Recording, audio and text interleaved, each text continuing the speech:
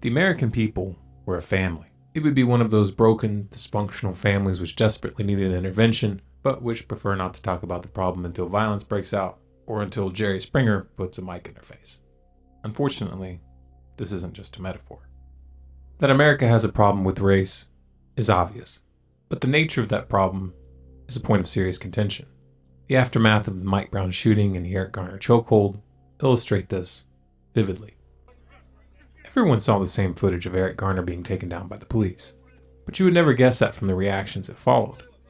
Based on the same information, on one side you have those who view this incident as a blatant example of excessive force, and part of a larger pattern of police brutality, and on the other side you have those who believe that the police officers acted appropriately and Eric Garner was responsible for his own death. Obviously, the timing of the grand jury decision on the Garner case links it to the Mike Brown case in the mind of the public, and this has had a significant influence on the debate. If you spend a little time on the internet, you'll find a lot of people bickering over the evidence. Some point to the medical examiner's conclusion that Garner's death was caused by compression of the neck and chest.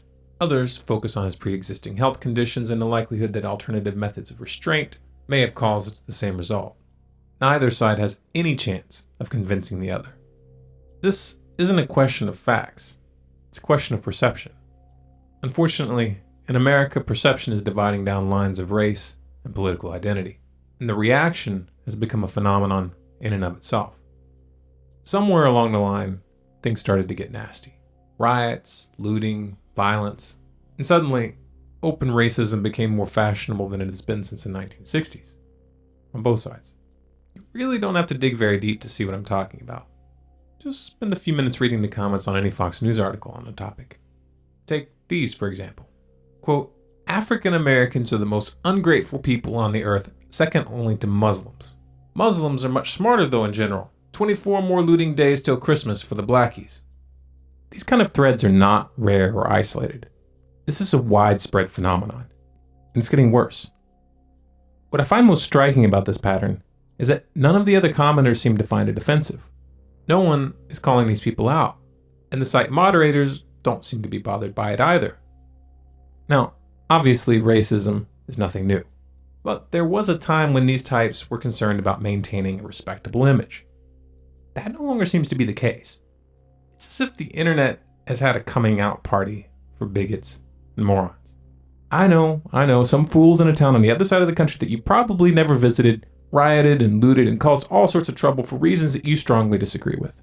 So obviously that makes it okay to go online and insult an entire race. Hey, why stop there? I'm sure you've got a few black neighbors. Why don't you go ahead and just burn a cross in one of their yards while you're at it? You know, just to make it clear that you disapprove of the actions committed by someone who happens to have the same color skin as they do. Do you guys have any idea what you're doing? Seriously, have you given any thought to what the long-term consequences might be for the normalization of this kind of behavior? Probably not. None of these events are happening in a vacuum. This is a downward spiral, and you jackasses are accelerating it. But the other side did such and such first. Two wrongs do not make a right. Come on, your mom taught you that much, didn't she? This goes for both sides.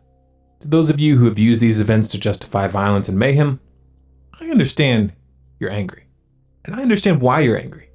Watching Eric Garner die on that sidewalk was like a punch in the gut. Put your hand, buddy. Put your hand behind your back. I can't breathe. I can't breathe. I can't breathe. I can't breathe.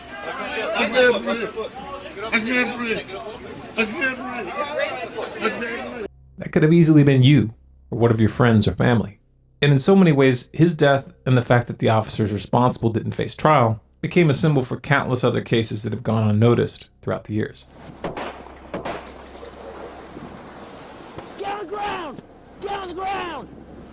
I just got my license. You taking my license?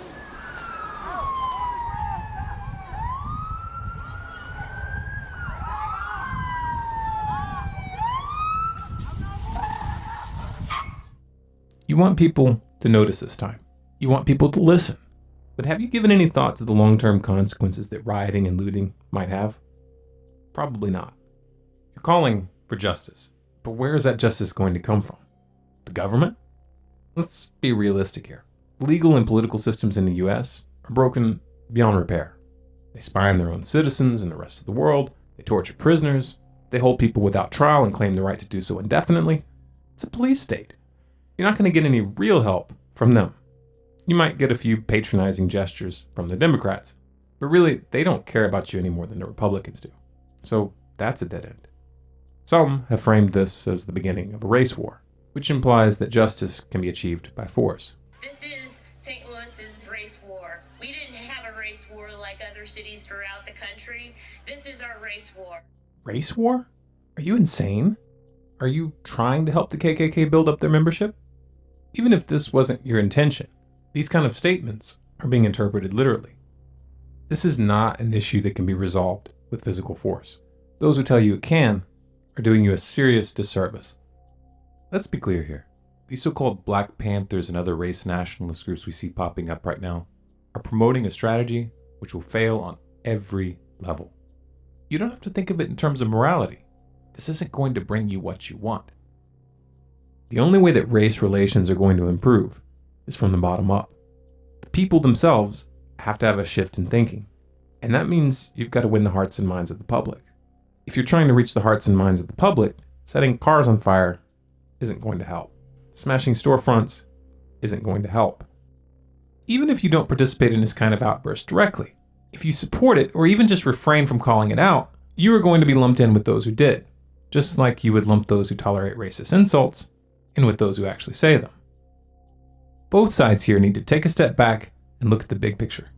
With all the crises that are simmering around the world right now, some of which will eventually land on your doorstep, do you really think it's a good idea to further divide people based on the color of their skin? If so, you deserve the consequences. If this message resonates with you, spread it.